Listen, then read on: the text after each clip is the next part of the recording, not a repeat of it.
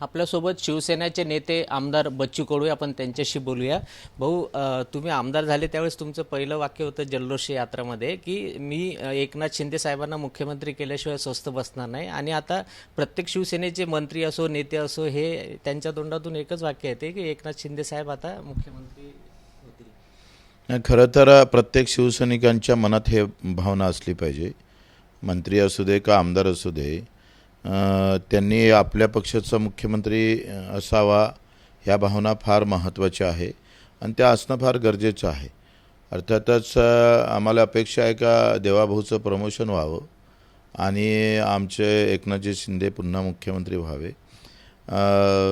प्रत्येक कार्यकर्त्याच्या मनात त्या भावना निर्माण होऊन गावगाव शिवसेनेच्या शाखा आणि घर तिथं शिवसैनिक या भावनेतून आता मी काल 4 दिवसात आम्ही 20 सभा करून आलेलो आहोत.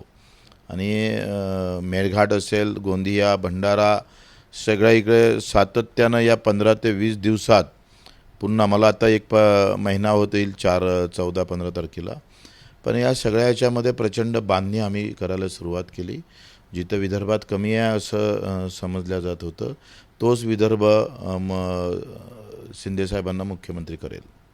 काल प्रताप सरनाईक आले होते, त्यांनी पण तेच सांगितलं की आम्ही आता संपूर्ण आमची जी टीम आहे म्हणजे नेते मंडळी कार्य हे सगळे आता महाराष्ट्रात पिंजून काढताय म्हणून. बिलकुल सगळ्यांनी मला वाटते आता स्वस्थ बसून चालणार नाही. एक सेवाभावी वृत्तीचा माणूस या महाराष्ट्राला पुन्हा मुख्यमंत्री हवा आहे आणि त्या भावनेतून शिवसैनिकांनी कार्यकर्त्यांनी कामाला लागलं पाहिजे. तुम्ही सगळे असं ठरवलंय 2029 आता स्वबळावर लढायचं आणि ज्याचं संख्याबळ जास्त आहे त्याचा मुख्यमंत्री शिवसेना किंवा ते सोबळावर लढाचं का युतीकरण लढाचं ते शिंदेसाहेब निर्णय घेईल.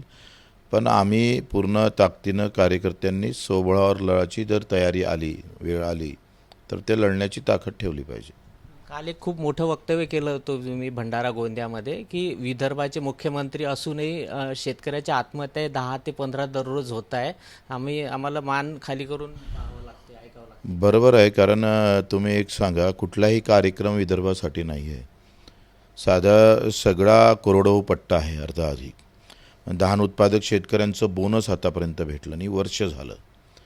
बाजूच्या छत्तीसगडला 3100 रुपये भाव भेटतं आणि विदर्भातल्या धान उत्पादक शेतकऱ्याला 2300-2700पर्यंत आपण जाऊ शकत नाही. दुसरी गोष्ट आपण पाहतो का इतर संत्रा उत्पादक शेतकरी मेला, त्याला साधा पॅकेज जाहीर केलं नाही. आमची मागणी आहे का संत्रा उत्पादक शेतकऱ्यांसाठी आपण काही केलं पाहिजे.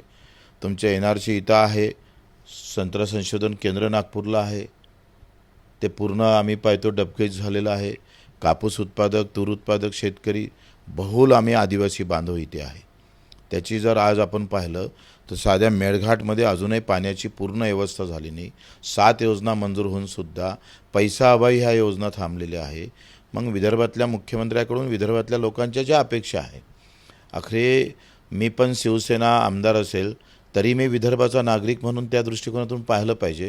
याचा अर्थ मुख्यमंत्री कामच करत नाही असं म्हणणं नाही आहे, पण आता त्याच्याकडे या भावनेतून लक्ष देणं फार गरजेचं आहे. आता आपण नदी जोड योजनेतून वैनगंगा ते पैनगंगा ते वैनगंगा जो काही प्रकल्प आहे तो येईल तेव्हा येईल. पण आता सध्या त्याला जी आवश्यकता आहे, त्या आत्महत्या थांबण्यासाठी जी आवश्यकता आहे त्याच्यासाठी पावलं उचलले पाहिजे ना. 30 जूनपर्यंत लाडक्या बहिणींचे पैसे जर मिळाले नाही तर पुन्हा रस्त्यावर उतरू असं पण तुम्ही काल इशारा केला. आम्ही तेच म्हणतो आहे का अजूनही हरभऱ्याचे पैसे भेटले नाही, धान उत्पादक शेतकऱ्यांना पैसे भेटले नाही, पेरणीचा टाईम आलेला आहे.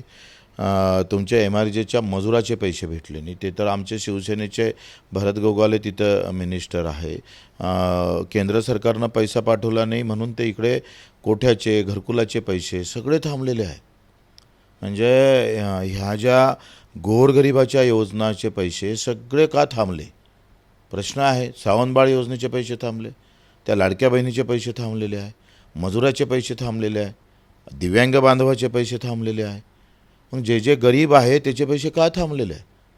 कलेक्टरचा पगार का थांबत नाही, आमदाराचे पगार का थांबत नाही, हे प्रश्न नाही विचारले पाहिजे आम्ही. याच्यावर कोणी बोललं नाही पाहिजे. सत्यता आहे म्हणून सगळं चूप राहायचं का? असं नाही होणार. आम्ही 1 जुलैला गोंदियाला कलेक्टर ऑफिस घेणार. 30 जूनचा अल्टिमेटम. 30 जूनपर्यंत त्यांनी भूमिका घ्यावी.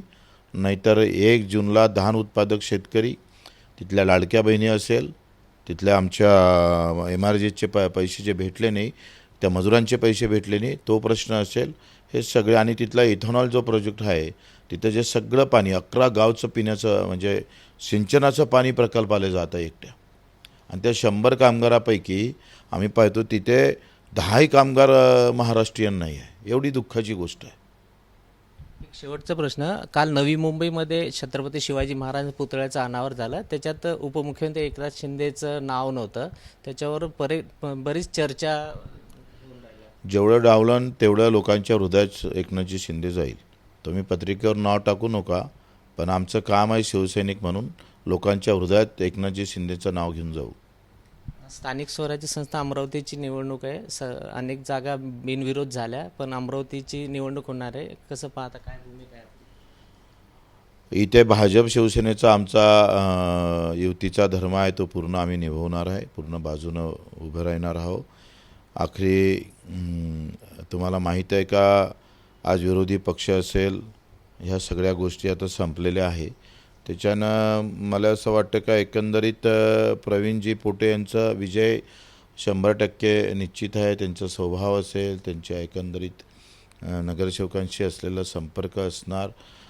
मी पाहिलं काही मुस्लिमही नगरसेवक होते, पण त्यांनी जे बोलले का भाऊ सातत्य त्यांनी ठेवलेलं आहे, संपर्क ठेवलेला आहे. त्याचा फायदा निश्चितच प्रवीणजी पोटेंना होईल. 2018मध्ये 117 काँग्रेसचे होते, तर 100 मतं प्रवीण पोटेला मिळाले होते. यावेळेस परत 125 मधून 100 मतं काँग्रेसचे जातील असं वाटतं तुम्हाला? आता काँग्रेस नावाची गोष्ट किती शिल्लक राहिली, ते कशा पद्धतीनं समोर येणार आहे आणि काय प्रचार करणार आहे किंवा त्यांच्या मनात काय आहे. आता तुम्हाला लक्षात घ्या का, विरोधी पार्टीमध्ये ताकदच नाही आहे ना, कुठे संपलेली आहे ताकद. आणि त्याच्यामुळं ते मोठे नेतेच आता तुम्ही पाहतोय का शांत अवस्थेत आहे महाराष्ट्रामध्ये, नाही हिंदुस्थानामध्ये. त्याच्यामुळं नगरसेवक त्याला काय आधार आहे. त्यांना असं वाटतं का इकून आपल्याला भरपूर मदत भेटत नसेल, काही काम होत नसेल, तर मग त्याच्यापेक्षा आपण युतीसोबत राहिलं तर बरं. तर हे होते शिवसेनेचे नेते आमदार बच्चू कडू. कॅमेरामॅन अमोल देशमुख, प्रणय निर्माण, ABP माझा, अमरावती. ABP माझा, उघडा डोळे बघा नीट.